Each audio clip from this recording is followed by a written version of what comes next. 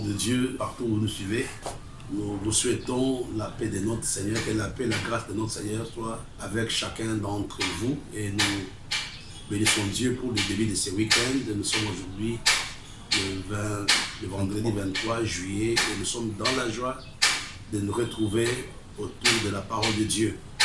Nous continuons avec le même thème sur lequel nous sommes en train de travailler depuis quelque temps, la bénédiction paternelle. Il y a 3 jours, le mardi passé, nous avons parlé d'un aspect de la bénédiction paternelle, c'était l'autorité. Quelqu'un m'a posé la question de savoir est-ce que c'était tout? Non, oui, au moins j'ai fait un condensé de l'enseignement sur l'autorité. Si vous voulez, vous pouvez aussi ajouter l'autorité déléguée. Donc c'est l'autorité quand on choisit quelqu'un, par exemple un chef de famille. Il y a certaines tribus ici au Cameroun, quand le chef de famille meurt, on choisit quelqu'un qui va le remplacer. On délègue les pouvoirs à cette personne. Donc il y a aussi l'autorité déléguée, il y a aussi ce qu'on appelle l'autorité par acclamation. Là, c'était des choses que nous avons vues le mardi passé. Lors de notre classe de mardi, j'avais présenté 2 points importants. J'avais dit que quand nous parlons de la bénédiction paternelle, il y a 2 éléments qui sont importants.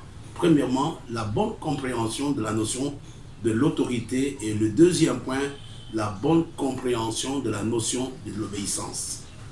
Donc ce matin, je parlerai essentiellement de l'obéissance et c'est très important pour que nous puissions comprendre un peu comment les choses de Dieu fonctionnent.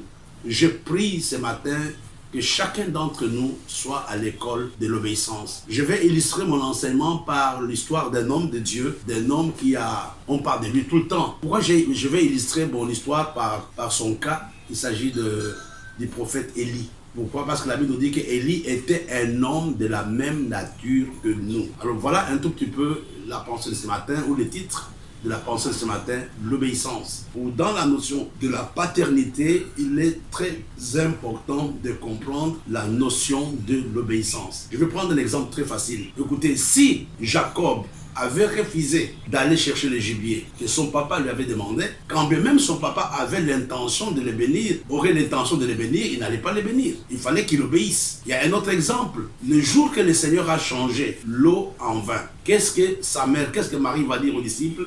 Faites tout ce qu'il vous demandera. Et si vous comprenez, aux noces de Cana, c'était la conséquence de l'obéissance des disciples. Quand les disciples ont fait ce que le Seigneur avait demandé, le miracle s'était produit. J'aimerais dire que pour avoir l'onction dans le ministère, pour avoir la puissance dans le ministère, pour expérimenter la grâce de Dieu dans le ministère, nous devons à tout prix être à l'école de l'obéissance. Sans obéissance, il n'y a rien que nous pouvons recevoir de la part de Dieu. Et d'ailleurs, frères et sœurs, nous devons savoir, c'est la Bible qui nous dit que toutes les promesses de Dieu sont conditionnées, bien sûr à part les saluts, mais toutes les autres bénédictions que Dieu nous a promises au travers de sa parole sont liées à une condition. Je prends ici un exemple. On va lire un texte dans le livre de Jean, chapitre 14, versets 14 à 15, que cela nous dit: si vous demandez quelque chose en mon nom, je le ferai. Si vous m'aimez, gardez mes commandements. Quand nous parlons de l'obéissance, nous faisons allusion à l'application stricte et rigoureuse de ce que Dieu nous demande. Alors, regardons ici un tout petit peu, nous intéresser. Regardons dans le livre des 1er Rois, chapitre 17, verset 2, à partir du verset 1. Élie le Tishbite, l'un des habitants de Galade, dit à Achab: l'Éternel est vivant, le Dieu d'Israël, dont je suis le serviteur, il n'y aura ces années ni rosée ni pluie, sinon à ma parole. Et la parole de l'Éternel fut adressée à Élie en ces mots. Donc, nous allons voir que tout ce que Élie va faire était une conséquence de l'instruction que Dieu lui avait donnée. Je vais revenir là-dessus. Et j'aime bien la manière dont Élie se présente. Il y a très peu de gens qui se présentent comme ça. Nous ne savons pas d'où il vient exactement. On dit que c'était un habitant de Tishbite, mais il dit « Je suis le serviteur de Dieu ». Il n'a pas dit « Je suis le prophète ». Il n'a pas dit « Je suis le surintendant ». Il n'a pas dit « Je suis l'archevêque ». Il dit « Je suis le serviteur du Dieu vivant ». J'aime cette présentation, la manière dont cet homme se présente.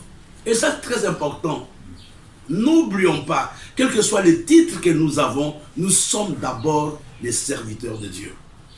Tu peux être apôtre, tu peux être archevêque, tu peux être, c'est pas, prophète ou n'importe qui. Mais Élie n'a pas dit, voilà, je suis le grand prophète qui vient d'arriver. Mais il dit, je suis le serviteur du Dieu vivant. Ça, j'aime. Regardons un autre texte, on va revenir à la parole de Dieu tout à l'heure, dans le livre de 1er Roi, chapitre 18, verset 1. Bien des jours s'écoulèrent et la parole de l'Éternel fut ainsi adressée à Élie dans la 3e année. Donc nous allons voir que tout ce que Élie a fait était une conséquence des informations ou de la parole de Dieu que Dieu lui donnait. Je me rappelle encore une autre fois, quand il était au torrent de Kérit, il était nourri tous les jours. Il y avait le corbeau qui lui amenait la viande de matin, midi et soir. Il y avait l'eau du torrent de Kérit. Mais à un certain moment, l'eau du torrent de Kérit avait séché. Et qu'est-ce qui s'était passé? Dieu lui parle encore. Il a dit, j'ai ordonné à une femme de te nourrir. Malgré lui, Élie n'a pas hésité. Élie accepte, Élie quitte le torrent de Kérit pour aller dans une civilisation, pour aller auprès d'une femme qui n'était pas une femme de l'Alliance, qui n'était pas une femme qui avait la même culture que lui. Mais pourquoi Élie était parti? Parce qu'Élie avait simplement obéi à ce que Dieu lui avait demandé de faire. Et ça, c'est important ce matin que tu comprennes que la plupart des problèmes que nous avons dans la vie sont une conséquence de notre désobéissance. Il y a des choses que Dieu nous demande de faire, mais que nous ne faisons pas, et cela nous bloque. Alors, nous voyons ici, mes bien-aimés, que les promesses de Dieu sont conditionnées. Et la deuxième chose, là, je commence vraiment quelque chose de très important. Tu ne peux pas obéir si tu ne connais pas la voix de Dieu. Là, c'est quelque chose de capital. Pour que j'obéisse, il faut que je connaisse la voix de celui qui me parle. Si un ordre n'a pas été donné, comment je vais obéir? Pour obéir, il y a d'abord la connaissance de la parole ou de la voix de Dieu. J'aime bien la voix de Dieu. Quand j'écoute la voix de Dieu, quand il me dit fais ça, c'est là où l'obéissance commence. Et vous comprenez, c'est important ce matin de dire à Dieu, parle-moi dans ma situation. Parce que tu es engagé dans beaucoup de domaines dans lesquels Dieu n'est pas. Et je voudrais t'encourager ce matin à dire à Dieu, je voudrais vraiment que tu m'aides à identifier ou à reconnaître ta voix. Alors, mon enseignement de ce matin tourne autour de l'obéissance. Et je dis que pour obéir, il faut connaître la voix de Dieu. Alors, aujourd'hui, comment est-ce que Dieu parle aux hommes? C'est ce qui est important pour nous ce matin. J'aimerais dire quelque chose rapidement avant de continuer. Comment est-ce que Dieu parle-t-il aux hommes? Certainement, tu vas me dire, mais pasteur, moi Dieu ne m'a jamais parlé. Si Dieu t'a déjà parlé, peut-être tu ne fais pas attention. Je vais te dire une chose. Dieu a 1001 façons de parler aux hommes. Mais ici, je te donnerai le moyen ou le voie le plus facile par lequel Dieu passe pour pouvoir nous parler. Donc, j'ai noté quelque chose. La première chose, Dieu nous parle au travers de sa parole, au travers de la Bible, au travers de la prédication, au travers de la méditation, etc. Le premier moyen, le plus sûr par lequel Dieu peut te parler, c'est au travers de la Bible, au travers de l'enseignement, au travers de la méditation. Quand tu prends part à un programme comme ce matin, Dieu est capable de te parler. Il y a des gens qui cherchent de grandes révélations, il y a des gens qui cherchent à compliquer dans les livres de philosophie, dans les livres de psychanalyse. C'est très bien de consulter tous ces manuels, mais le premier moyen par lequel Dieu nous parle, c'est au travers de la Bible. Parce que n'oublions pas que la Bible, c'est la volonté de Dieu révélée. C'est la parole de Dieu révélée à l'homme. Il y a des choses, il ne faut pas être un prophète pour le connaître. Quand je connais la Bible, il y a des choses que je ne peux pas faire. Je n'ai pas besoin qu'on m'enseigne beaucoup de déviations. Il faut être comme les chrétiens de Béret, qui ne se laissaient pas berner par les gens qui venaient avec des fausses doctrines. Il faut que ta vie soit basée sur la parole de Dieu. Tu verras, même si on te dit que cet homme a plein d'onctions, mais si les choses qu'il raconte ne cadrent pas avec la parole de Dieu, je dirais carrément que non, je ne peux pas accepter ce qu'il me dit. Je ne vais pas me laisser manipuler. Soyons des hommes et des femmes accrochés à la parole de Dieu. Dieu est capable de te parler aussi, mon frère et ma soeur. Et le deuxième moyen par lequel je peux vous donner la référence pour le premier point, c'est dans le livre de Jacques, chapitre 1, verset 22 au verset 24. Le deuxième moyen par lequel Dieu parle, c'est par la voix audible. Allons dans le livre des Actes, chapitre 9. On peut lire à partir du verset 1 jusqu'au verset 5. On commence à partir du verset 4. Il tomba par terre. Il a entendu une voix qui lui disait, « Saul, Saul, pourquoi me persécutes-tu » Il répondit, « Qui es-tu, Seigneur » Et le Seigneur dit, « Je suis Jésus que tu persécutes. il te serait dur de regimber contre les aiguillons. Ici, ce n'était pas au travers de la parole de Dieu. Ici, Dieu parle par la voix audible. Paul ou Saul de Tarse avait écouté vraiment audiblement la parole de Dieu. Il avait écouté Dieu qui lui parlait. Je pense que beaucoup d'entre vous ont déjà fait cette expérience. Moi-même, j'ai fait cette expérience en 90. En 90, j'ai fait cette expérience. Je pense que ma femme est en train de me suivre. J'avais perdu mes parents la même semaine, la même année. C'était en 90. Mon père était mort le 11 novembre 1990 et ma mère était morte le 18 novembre 1990. J'étais autour de la trentaine à cette période. J'étais un jeune pasteur et j'étais dans la maison. J'étais en train de pleurer. Donc j'étais avec ma femme, je pleurais. Ma mère qui venait de mourir. Mais une voix audible m'avait dit, je console plus qu'une mère. Mais j'ai dit, mais qu'est-ce qui se passe? J'ai regardé dans la chambre, tout était calme, je me suis endormi. La voix encore vient me dire, je console plus qu'une mère. Et j'ai réveillé ma femme. J'ai dit, mais écoute, il y a quelqu'un qui parle. Elle m'a dit, non, ce sont tes pensées. J'ai dit, mais écoute, nous nous sommes assis et la voix a continué à parler, je console plus qu'une mère. C'est après que je vais trouver cette parole dans la parole de Dieu, dans le livre d'Ésaïe.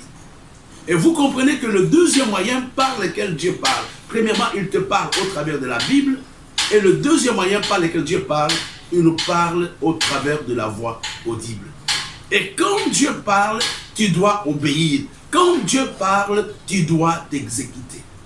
Il y a des gens qui sont dans des problèmes parce qu'ils n'obéissent pas. Comment est-ce que Dieu nous parle? Il y a un autre moyen, c'est par la voix intérieure, une conviction là, que tu as vraiment que non, ça c'est Dieu qui te le dit. Il y a un bon texte dans le livre de 1er roi, comme nous parlons d'Élie, chapitre 19.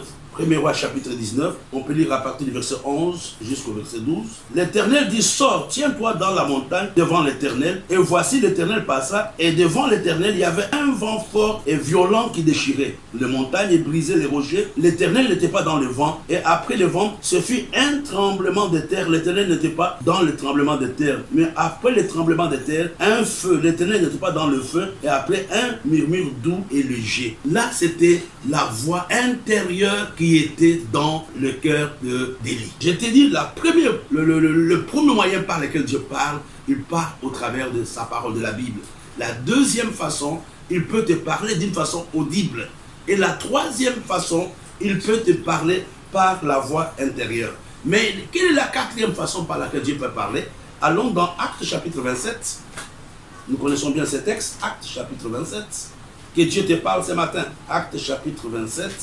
Versets 23 à 24. Ça, c'est l'apôtre Paul qui dit cela. Un homme de Dieu à qui j'appartiens et que je sais m'est apparu cette nuit et m'a dit, Paul, ne crains point, il faut que tu comparaisses devant César. Et voici, Dieu t'a donné tous ceux qui naviguent avec toi. Ici, l'apôtre Paul nous dit que l'ange lui avait parlé. Dieu peut parler au travers des anges. Nous avons vu le premier cas. Ici, au troisième cas, Dieu peut nous parler au travers des anges. Peut-être toi, Dieu t'a déjà parlé au travers des anges. Nous connaissons le cas d'Abraham. Ce sont les anges qui vont lui annoncer l'arrivée d'Isaac. Je voudrais vraiment ce matin que Dieu te fasse la grâce d'écouter sa voix. Et souvent, c'est quand on est seul. Il faut désirer l'écoute de la voix de Dieu. Et l'écoute de la voix de Dieu est aussi une conséquence de l'intimité que nous avons avec Dieu. Du temps que nous passons dans la prière. De la soif que nous avons de lui. Dit, Seigneur, j'aimerais que tu me parles. Il y a beaucoup de situations qui semblent être difficiles dans nos vies. C'est parce que nous n'avons pas obéi à ce que Dieu nous a demandé de faire. Et le cinquième moyen par lequel Dieu nous parle, Dieu peut nous parler par des songes. Allons dans le livre de Genèse, Genèse chapitre 31, verset 11. Et l'ange de Dieu me dit en songe, Jacob. Je réponds, me voici. Genèse chapitre 31, verset 11. C'est Jacob qui parle. L'ange de Dieu me dit en songe. Il me dit Jacob et je dis, me voici. Dieu peut te parler quand tu dors. Par un songe. Par un songe, Dieu peut te donner des informations strictes. Moi, j'ai vu cela, mes frères. Ce n'est pas pour parler de moi. Ce sont des expériences que j'ai vécues. Dieu m'a parlé. Dieu me parle plusieurs fois dans les songes. Il y a quelques années, j'étais jeune pasteur. Ma femme elle n'était même pas encore enceinte à l'époque. J'étais en train d'aller dans une mission dans une ville de la RDC et je fais un songe où ma femme était dans une clinique où on était en train de l'opérer. Donc je vis des gens qui étaient habillés en blanc, etc., etc. Je fais ces songes 3 fois, j'ai partagé avec les gens qui étaient avec moi dans l'équipe. Il dit, mais voilà ce que je viens de voir. Ils m'ont dit, il faut noter cela. Quelques temps après, ma femme était enceinte. Il y a eu des complications pour son accouchement, pas pour son accouchement, mais pendant la grossesse, les nouvelles étaient mauvaises. Mais un jour, Dieu me rappelle que je t'avais déjà dit cela. Dieu m'avait parlé en songe et je vous dis que parce que le médecin avait dit que pour que ma femme accouche, il fallait faire la césarienne. Mais quand on est parti pour faire la césarienne n'a pas eu lieu et l'enfant était né, c'était l'accouchement le plus facile. Et j'ai compris que c'est que le médecin avait vu sur le plan physique, tout ce avec l'échographie, etc. Les anges que j'avais vus dans les songes avaient fait l'opération. Les anges avaient fait l'opération. Et jusqu'à aujourd'hui, les fibromes qui étaient là n'existaient plus. Pourquoi? C'était l'opération que Dieu m'avait montrée dans les songes. Dieu peut parler à quelqu'un par les songes. Et au chapitre 18 de Actes, verset 9, Dieu peut nous parler par des visions. Acte 18, verset 9. Le Seigneur dit à Paul en vision, pendant la nuit, ne crains point, mais parle et ne t'étais point. Ici, l'apôtre Paul dit, la première fois il a dit, l'ange m'est apparu. Jacob dit, Dieu m'a parlé en songe. Mais ici, l'ange lui parle en vision. Dieu peut nous parler en vision. Il nous reste 2 petits points. Et la 7e façon par laquelle Dieu peut parler, c'est par les expériences naturelles, par des choses qui se passent autour de toi. Il y a certains événements qui sont autour de toi. Par exemple, dans le livre d'Actes chapitre 9, on peut voir cela, verset 4, c'est toujours Paul. Il tomba par terre, il a entendu une voix qui lui disait, Saul, Saul, pourquoi me persécutes-tu? Dieu peut nous parler par certaines expériences que nous vivons au quotidien. Il y a certaines informations que Dieu te donne au travers des choses par lesquelles tu passes. Une expérience quotidienne. Peut-être, bon, je vais donner un petit témoignage pour que vous puissiez comprendre un tout petit peu. Il s'agit du fondateur du Campus pour Christ. Dieu lui avait parlé. Dieu lui avait dit, bon voilà, il ne faut pas que ton équipe voyage aujourd'hui parce qu'il y aura crash. Donc Dieu avait demandé que l'équipe ne voyage pas. Mais il a dit ça à ses coéquipiers, il a dit, écoutez, vous ne voyagez pas aujourd'hui. Mais comme ils avaient mis beaucoup de temps dans la ville, ils n'étaient pas d'accord, ils sont quand même partis. Mais quand ils sont partis, à cause des embouteillages, ils sont arrivés en retard. L'avion avait décollé. C'était une expérience qui les avait bloqués. C'est Dieu qui leur avait parlé sans qu'ils ne puissent faire attention. Dieu peut nous parler au travers de l'expérience, des expériences que nous vivons au quotidien. Et le dernier moyen par lequel Dieu est souverain, il peut choisir n'importe quel moyen pour te parler. Le dernier moyen par lequel Dieu peut nous parler, c'est par une déclaration, par une confession. Le dernier moyen par lequel Dieu peut nous parler, c'est une déclaration. On est dans une prière, on est dans une prédication, mais il y a quelqu'un qui s'élève, qui dit, bon voilà, Dieu m'a dit ceci, m'a dit cela pour l'église. C'est comme ça que Dieu peut nous parler. Donc, j'ai parlé aujourd'hui de l'obéissance. Et il y a plusieurs choses qu'on peut dire sur l'obéissance. Mais bien aimé, l'obéissance a beaucoup d'avantages dans la vie du chrétien. Une vie chrétienne, la maturité d'un chrétien n'est pas fonction du temps qu'il a mis dans l'église. La maturité d'un chrétien est fonction de la manière dont cet homme obéit à la parole de Dieu dans sa vie. Et ce matin, je vous ai dit que il n'y a pas obéissance si on n'écoute pas la voix de Dieu. Il y a des gens qui pensent que Dieu n'avait parlé que dans l'Ancien Testament. Dieu parle encore aujourd'hui et je vous ai donné à peu près 8 moyens par lesquels Dieu peut parler à quelqu'un. Je n'ai pas peut-être épuisé tous les moyens. Parmi les 8, il y a un moyen par lequel Dieu peut passer pour te parler. Dans une conviction, quand tu es en train de prier, même quand tu pries, Dieu passera par un de ces moyens pour te parler. J'aimerais ce matin que tu dises à Dieu, fais-moi la grâce d'obéir. Nous allons illustrer cela avec la séance prochaine. Nous allons revenir là-dessus avec beaucoup d'exemples pour que vous puissiez comprendre que notre vie chrétienne, la victoire, la bénédiction, la réussite dans la vie de chaque chrétien dépend de la manière dont il applique, dont il obéit à la parole de Dieu. Que Dieu vous bénisse. Ayez un bon week-end. Rendez-vous mardi 27. Amen. You fill my heart